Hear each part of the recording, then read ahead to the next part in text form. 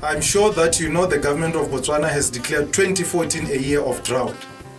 I've been reading about global warming and I want to see how the people in the Okavango region are trying against all odds to cope with these conditions and still put food on the table.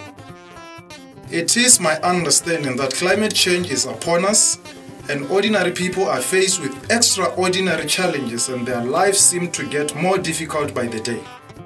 I also wanted to see how people are responding to Okavangom's partnership with SAREP and if our initiatives are making a difference in people's lives. The majority of people in the Okavango Delta rely upon agriculture or fishing to survive. But these days, such activities may not be enough to support families due to low rainfall that we hear is linked to this climate change and their continued reliance on traditional agricultural practices which reduce soil fertility and now give low crop yields. In some cases, crop farming has become so frustrating that people have abandoned it to rely on government handouts instead. Poor harvests lead to starvation in our communities, especially our young children. As a result of these circumstances, Okavango decided to try out various livelihood activities to generate income and improve people's standard of living. There is a Tswana saying that says, "Mmangwana o tshwara thipa ka fa bogaleng," which means women often find themselves in situations where they need to find creative solutions to address their family's needs. We are starving, says Ms. Mukano Dinyando of Etsa 13 village. It seems that her livelihood has been battered by the realities of an extremely dry year, but even now she refuses to give up. Mukano takes care of her 5 grandchildren whose mothers went to look for work elsewhere. And she also has to care for her ill husband. This region is full of such women. They are tough and resilient and refuse to give up, despite the challenges of frequent drought.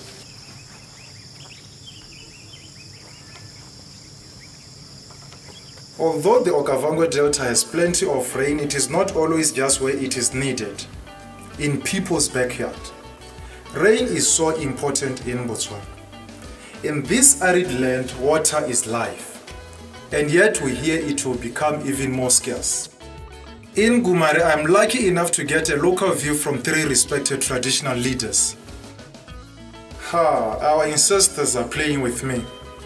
Here we have been talking about drought, and then suddenly they shower us with life-giving rain. It is a blessing.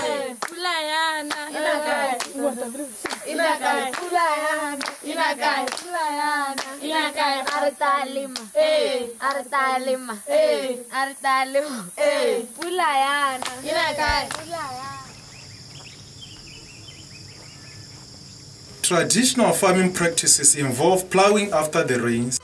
Okavango is promoting conservation agriculture where it is appropriate in this region as a solution to falling agricultural yields and unreliable rains, which are now becoming increasingly more difficult to predict. I see that the farmers who adopt conservation agriculture benefit from improved crop yields and can maintain better soil fertility on smaller plots of land. This model of farming reduces the need for more land and reduces human impact on the ecosystem. In Ngumare, Mr. Onneiletsile, a retired soldier, has made the transition to conservation farming and sees real possibilities for higher value crops and is planting moringa tree seeds which have a multitude of uses, especially in cosmetics. He is using an agriculture setup of no-tillage farming and cover such as live or dead mulch on the soil surface to reduce the loss of soil moisture by evaporation. It is interesting that some people take up new ideas very quickly and others do not want to or are scared to change. That is where local non-government organizations have a role to play.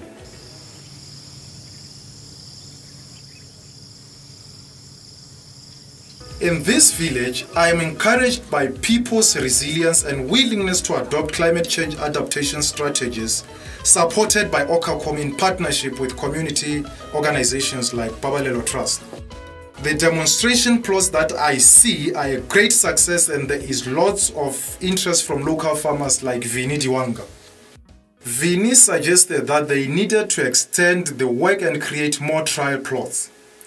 And local farmers also need to produce more food. And this system would work well for them. You know, I'm seeing that there is such a wealth of indigenous knowledge in these communities. There are so many creative ways of earning extra income. Come, let us see what else they are doing to combat the ravages of climate change. SAREP is training local people to have a more developed understanding of the value of their resources, how to manage their land and soil, and is also supporting training to develop other income generation activities like arts and crafts. Several women have recently benefited from attending workshops in neighboring countries like Zambia and are developing baskets and craft-based businesses in places such as Gumari. The components of SAREP initiatives are designed to work together to benefit the whole community.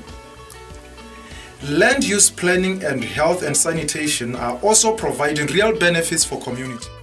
SAREP support HIV awareness and advocacy initiatives which encourage behavior change to reduce the impact of HIV and AIDS.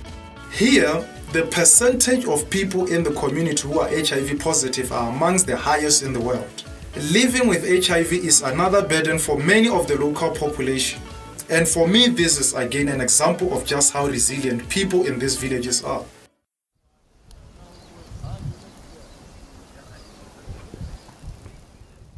In Gumari, I visit Okavango Junior School, where SAREP rehabilitated the latrines, which has had a very positive effect on hygiene and education.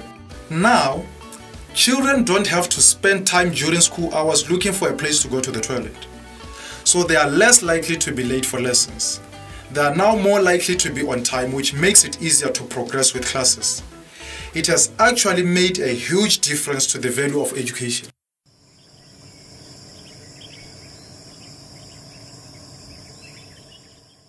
People in the communities here are extremely resilient. And this means that they are well placed to adapt the changing circumstances that climate change brings and to make long-term decisions about how they manage their resources. I am encouraged by people's willingness to adopt climate change adaptation strategies such as conservation agriculture techniques. From what I have seen, USAID's support to Okavango has been very valuable to these local people in changing their mindset, and that positive change is possible. I think there is hope for the future. So what have I learned from this journey? Well, when I think back to some of the people I've met in the Okavango Delta, they have shown me that they are resourceful and resilient. Yes, they also have great capacity to adapt and make small changes in their old way of doing things.